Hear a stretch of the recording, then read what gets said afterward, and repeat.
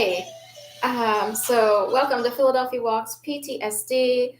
My name is Sharon Cole, or Sharon, or Cole, whatever you want to refer to me as. No big deal. Um, as I like to say, I've been called everything under the sun: rat, pig, horse, dog, cow, hippo, lizard, and dino, my favorites.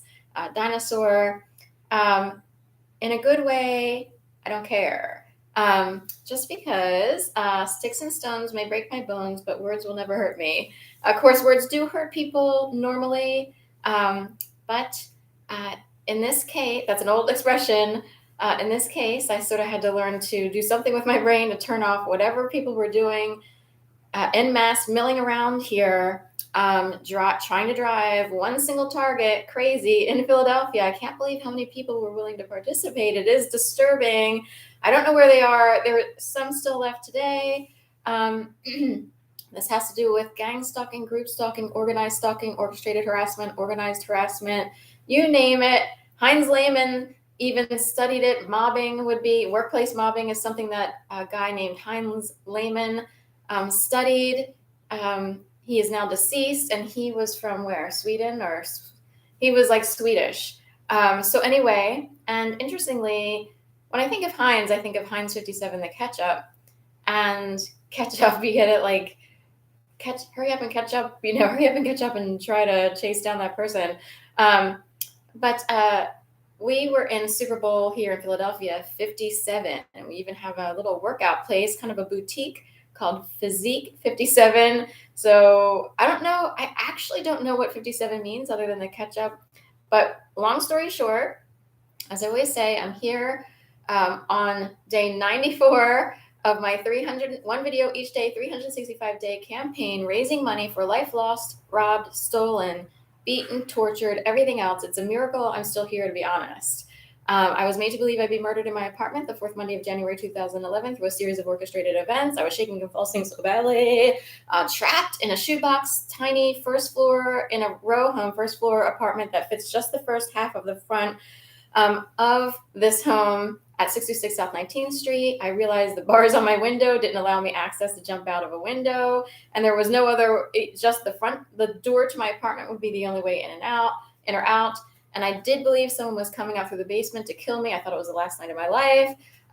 Called my sister, then called police. And the police kind of acted like it was the Andy Griffith show, and I was afraid to be too much of a burden, to be honest. And even though I was trembling on the steps, it was cold, and I was scared and trembling.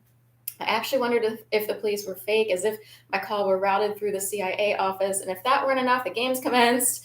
All kinds of crazy stuff happened. All these people who I knew maybe from a lot of different organizations. I was a runner.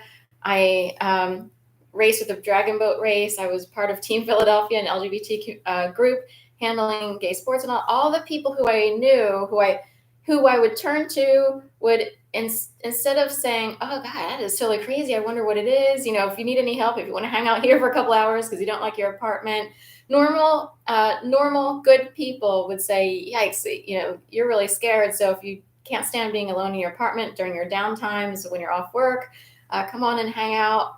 Not one single person did that.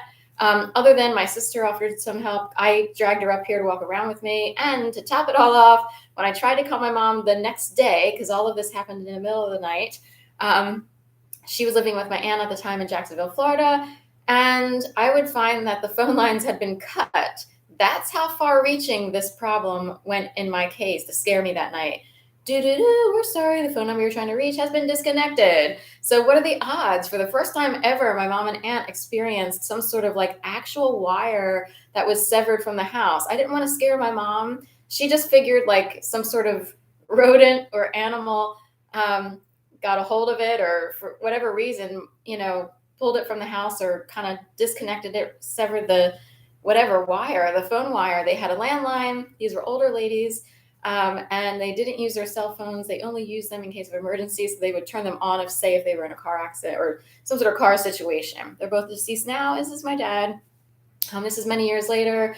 But with that said, I just wanted to keep it really quick and short. There was so much harassment, so much gang stalking. This city was crazy. And I can't believe how far people were willing to go.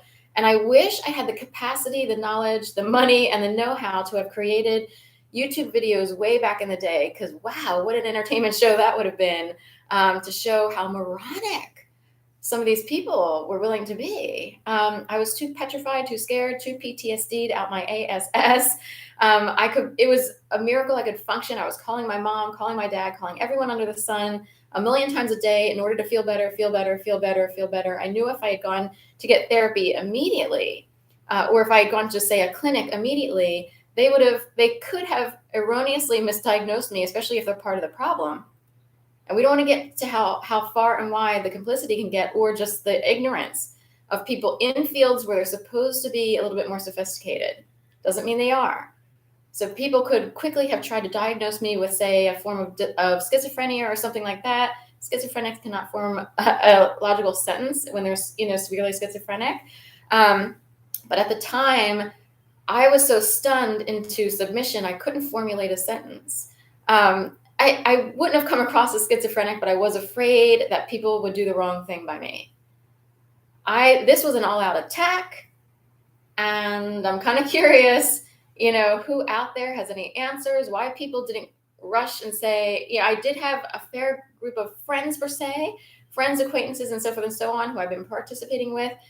And I don't know if they were woven into my life on purpose. And these were seemingly healthy people. It's not like somehow I wound up in a ring of questionable people, and it's like you can't count on them, or they're going to do you wrong, or this and that.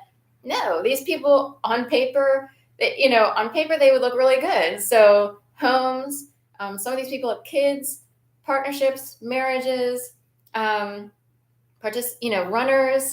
dragon boat racers, soccer players, people working in therapy offices. All of these people did the exact opposite of what you would expect them to do.